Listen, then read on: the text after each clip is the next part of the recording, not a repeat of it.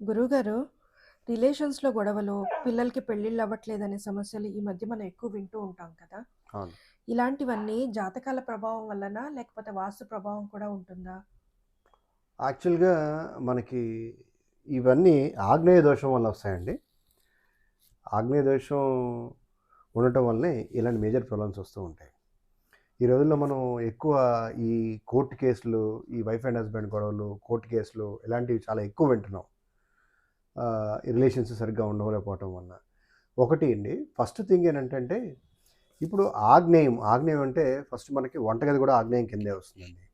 మనము వంటగది కూడా చాలా ఇంపార్టెంట్. యాక్చువల్‌గా వంటగది స్థలం ఏదైతే మనము వంట చేస్తామో ఆ పొయ్య సరౌండింగ్స్ ఇవన్నీ చాలా నీట్‌గా ఉండాలండి.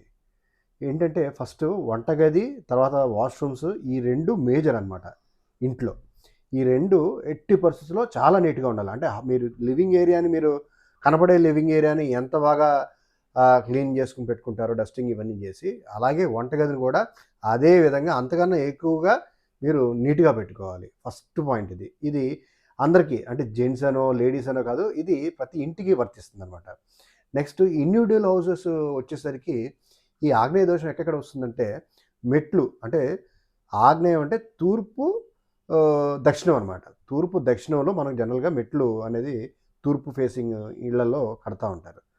సో, తూర్పు ఫేసింగ్ ఉన్న దిక్కుకి ఇలాగా ఆగ్నేయంలో కట్టే మెట్లు ఏవైతే అంటే మెట్ల కింద మనకు ఒక ఓపెన్ స్పేస్‌లా వస్తదండి.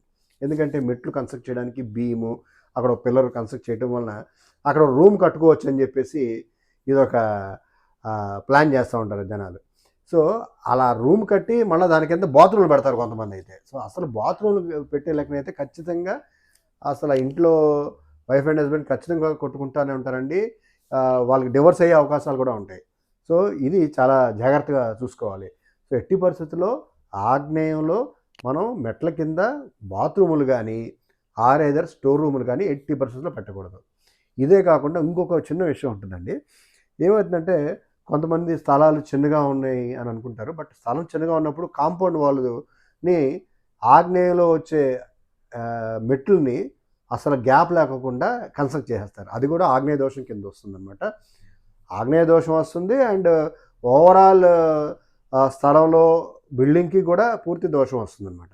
సో, జాగ్రత్తగా కట్టే ముందు కొద్దిగా మనకి కాంపౌండ్ వాల్‌కి, మెట్లకి ఒక్క 4 అంగుళాలన్నా మినిమమ్ ఎయిర్ ఫ్లో అనేది జరుగుతూ ఉండాల. సో, అలాంటిది గూడా మనం జాగ్రత్తగా గమనించి కట్టుకునేటప్పుడు ఇలాగా గ్యాప్ వదిలి కట్టుకుంటే వల్ల మనకి ఆగ్నేయ దోషం ఉండదు.